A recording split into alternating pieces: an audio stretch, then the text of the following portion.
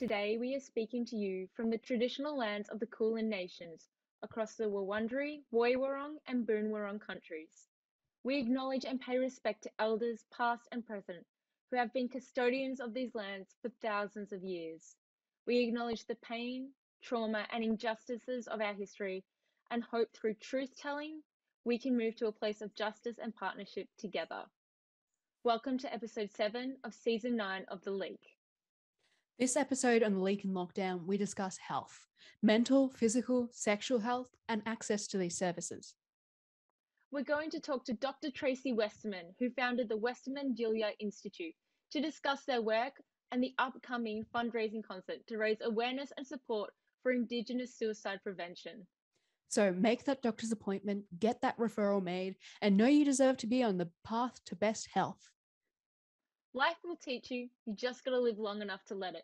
Welcome to the Lockdown Health Special of The Leak.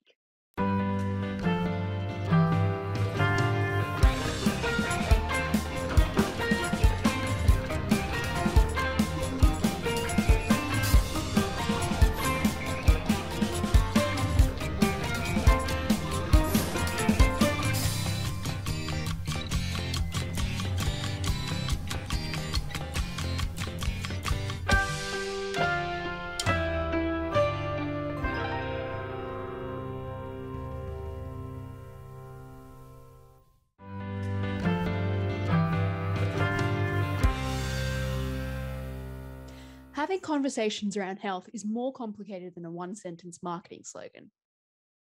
To talk about physical well-being, mental health, or mental illness, I honestly believe that being truthful and honest is the best approach. It's going to be hard to find one place to start. Just thinking of all the things that have happened that relate to physical mental health is overwhelming. Absolutely. And for anyone watching this that needs a neighbour to chat with, please reach out for help. Getting help is a good start. The government added 20 Medicare subsidised psychology sessions last year. However, when some of our most vulnerable Australians were subjected to such strict restrictions, 20 sessions wasn't enough. The pandemic has created a massive strain on public mentality and morale, which in some cases can be increasingly difficult for those already experiencing trauma. For neurotypical people, or those fortunate enough to be blessed with good physical health, the need for intersectionality in the healthcare system might not be something they're aware of. Diagnoses are missed because of such gaps in medical knowledge. There are instances of eczema being left untreated in people of colour and cancer being untreated in overweight patients because it didn't look like what the doctor had seen in medical school. This makes it hard for people of diverse backgrounds, genders, and sexualities to access the medical help they need. In 2008, it was found that 6 North American males used male bodies in 17% of cases and female ones in 5%.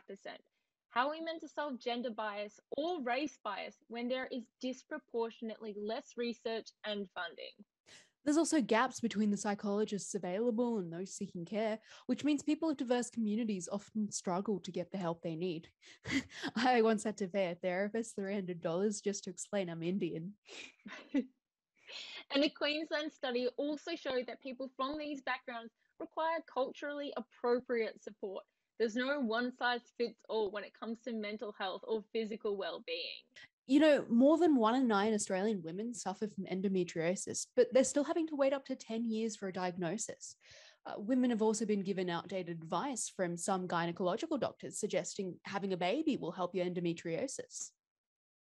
Let's not forget that birth control pills were approved despite having high risks of blood clots.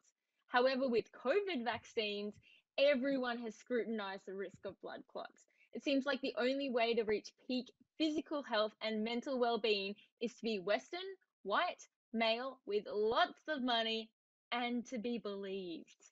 If it could only affect around half the population, no one should care, right? It's staggering the silence around certain health sectors. Men, women, and children all over the world are going through forced institutionalization. What's more outrageous is that it's legal in some places around the world. We are lucky that there are so many organisations, such as Women with Disabilities Australia, that are speaking up on behalf of those that are suffering. In 2013 and 2015, they fought against the sterilisation of disabled women, both coerced and forced.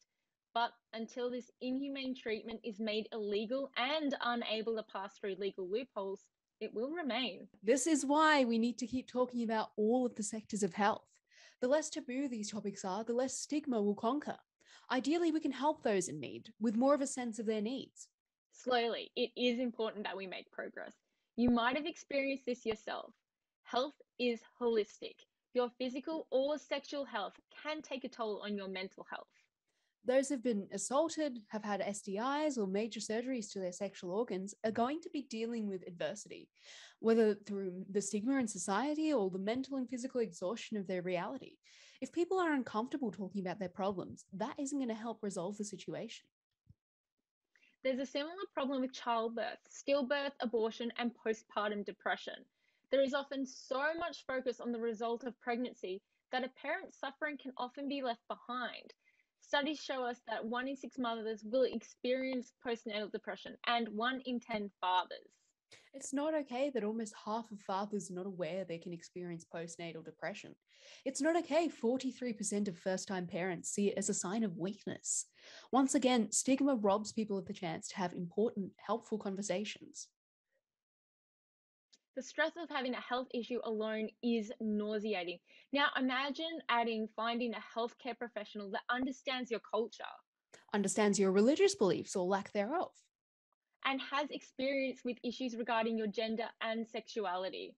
Which sometimes might not be necessary for your health issues, but definitely helps keep you comfortable at a time when you aren't.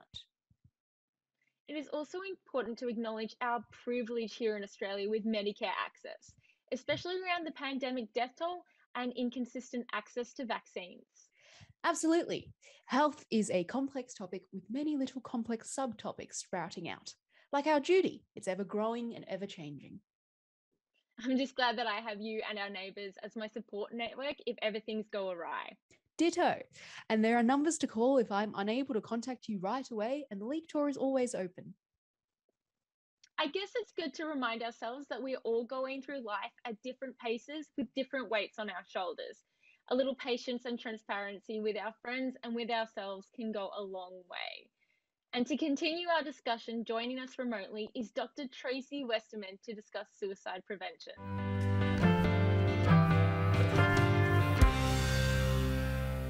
Friday, the 10th of September, signifies World Suicide Prevention Day, an opportunity to raise awareness, reduce stigma, and encourage conversations about suicide. For decades, Australia has had some of the highest rates of child suicide in Indigenous communities in the world. It is estimated every 45 seconds someone takes their life, and that every year suicide profoundly affects over 108 million people. We welcome world leader in Aboriginal health, psychologist, adjunct professor, and Western Australian's 2018 Australian of the Year, Dr. Tracy Westerman, a Nyamal woman from the Pilbara region of Western Australia. Welcome, Doctor. Thank you so much, and thank you so much for having me. Thank you for discussing this complex topic with us today. You originally founded the Indigenous Psychological Services, which is a research and cultural specialist in mental health services for Aboriginal people. And during your PhD, you also developed the first Aboriginal symptoms checklist for youth, which is for kids at risk of suicide. And with all the incredible research and training workshops and support that you offer, what are your main goals at IPS? Yeah, there's so many. I'm fortunate that I'm a natural goal setter, and sometimes that can be a bad thing, because if you set your goals too high and you fail to attain them, that can be a little bit, disheartening. But fortunately, I've lived one of those lives that the goals that we've attained have been incredible. And the first starting point to that has been that we've been able to actually achieve a lot of evidence-based practice where there historically has not been evidence-based practice for our most highest risk Indigenous communities. And I guess in terms of what I want to achieve, well, I want to actually come on shows like this and not talk about the fact that we have the highest rates of child suicide in the world in our Indigenous communities anymore. And, we cover off pretty much all the statistics at a global level. We have the highest rates of incarceration of Indigenous people in the world in our own backyard. We can also mount an argument for the fact that we probably have the highest rates of child removal in our Indigenous communities. We have 56% of kids in care in Western Australia who are Indigenous. And of course, our education outcomes are at a level that we're seeing something like only 40% of Indigenous kids currently complete Year 12. I guess the most important thing for me is that I get really frustrated by the fact that leadership fails to understand their responsibility well in this country. I'd like to see national leadership and state leadership talk to our most disadvantaged, actually, and our most marginalised. And I think that there has been a real failure of, whether it's from the Prime Minister to state premiers, talking about Indigenous people in a way that's a celebration of our Indigenous culture. And the fact that that's where the heavy lifting needs to occur the most, that's lavish responsibility of leadership that we just haven't really seen. A recent article, you talk about incorporating elements of culture in psychology. So can you expand on that a bit more? And what do you mean by culture-bound syndromes? This is a really great question. I guess mental health can actually look very different from different cultural perspectives. So what we always say as psychologists is that if you get assessment wrong, you get treatment wrong, and you can make things worse. So everything really starts with getting assessment right. Quite often there are a lot of things that we consider to be quite normal within the Aboriginal culture. So for example, it's very common that people have spiritual visits of people that have passed away.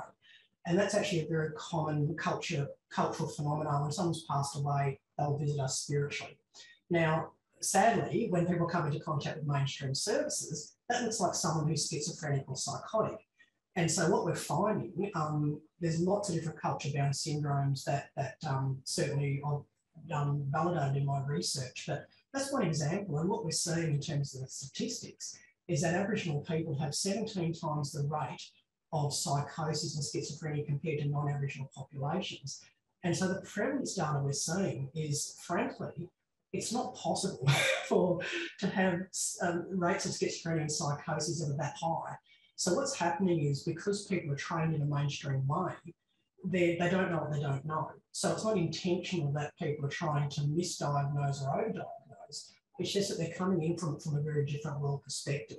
So culture-bound syndromes, I've actually published the first paper on validation of culture-bound syndromes in Aboriginal Australian populations, which is really exciting, because now what can happen is that universities can train psychiatrists and train psychologists and so forth to get assessment right, and then get treatment right, and then make things better.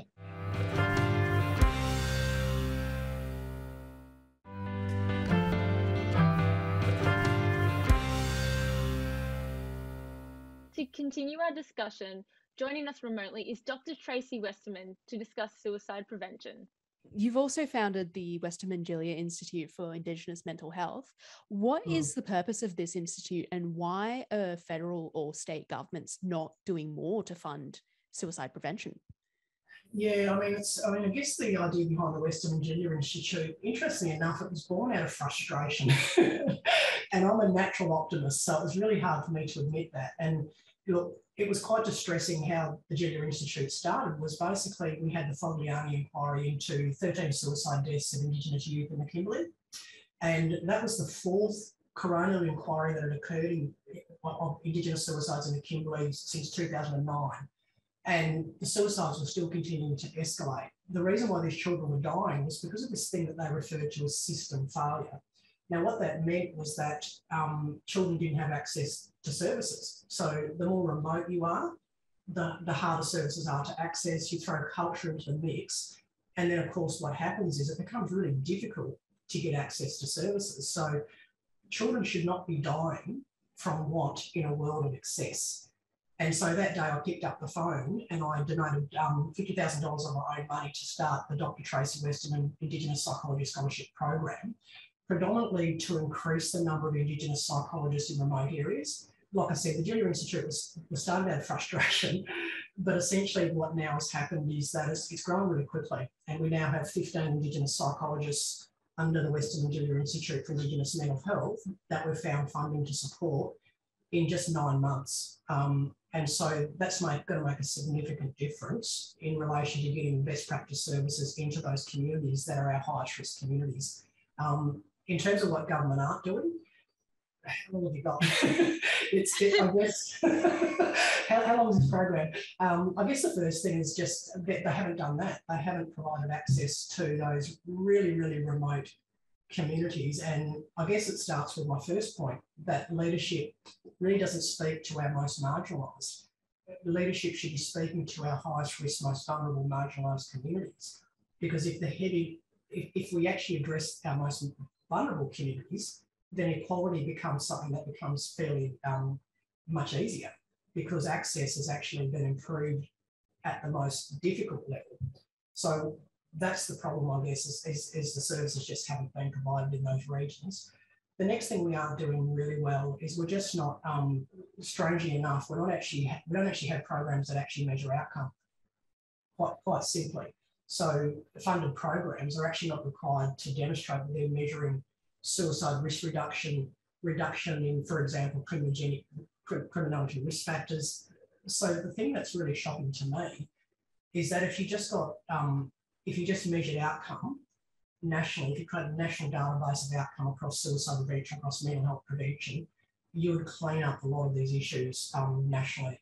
And so that's what the Jilya Institute is going to spend our time doing, is driving data nationally to ensure that programs are actually focused on the right things, right risk factors, and that we're actually demonstrating a measurable reduction in suicide and mental health risk factors at a national level. So that's really what our communities deserve. They deserve to be really clear that our programs are having a measurable impact.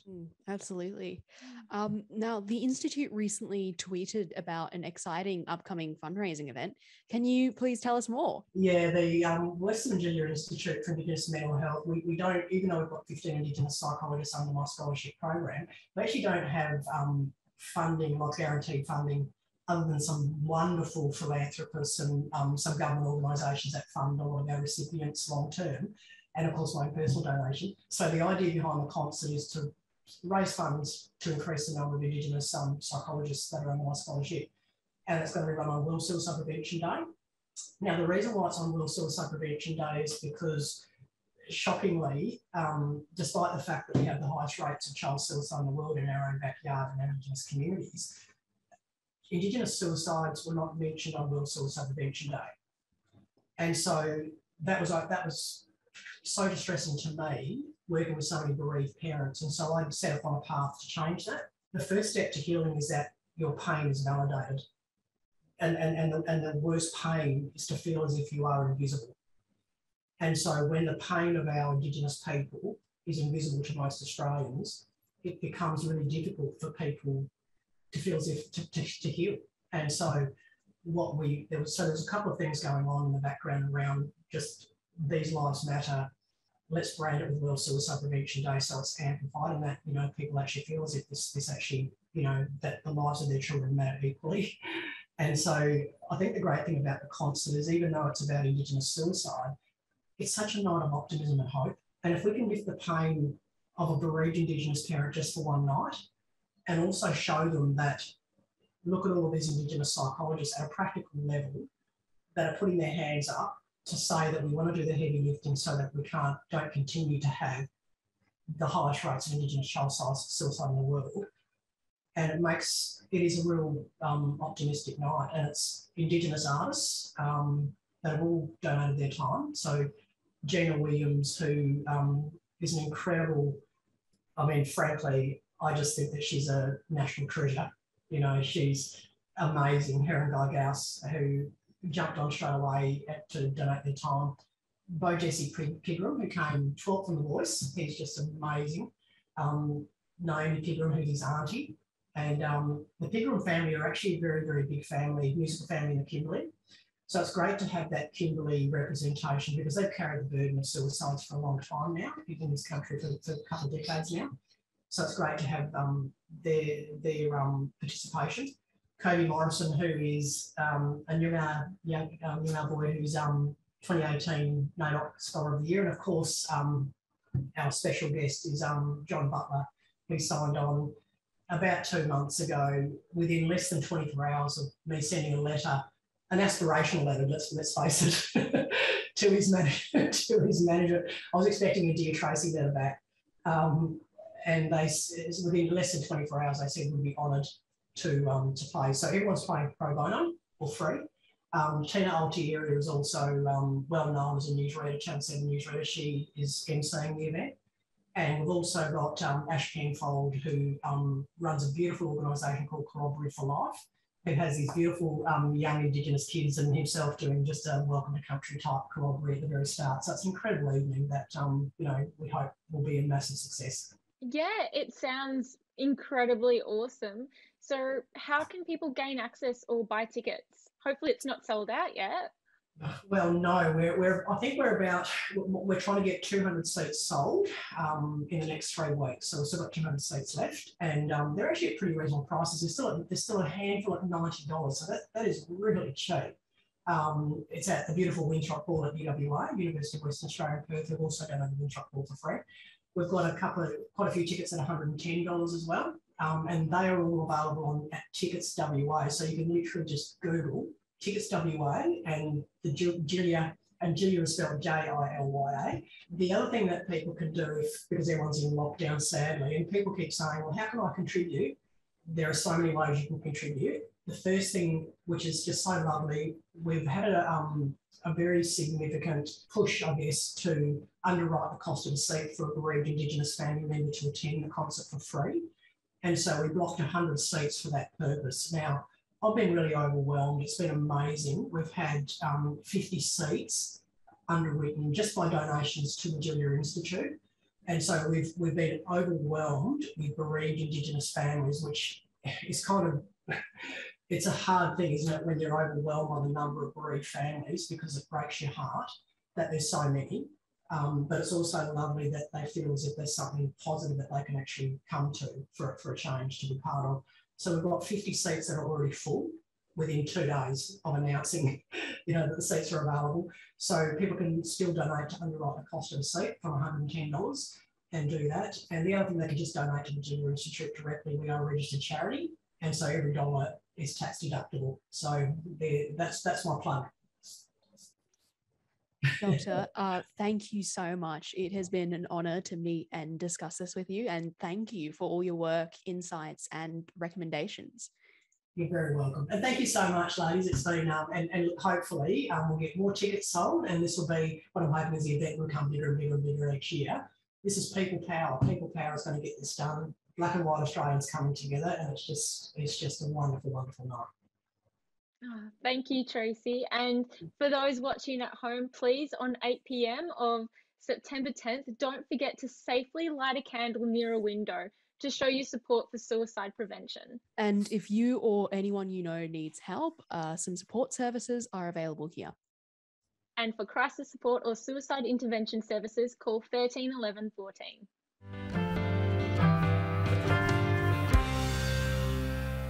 I really enjoyed our talk with Dr. Westerman. Their insights and the endless work they put into mental health is really inspiring.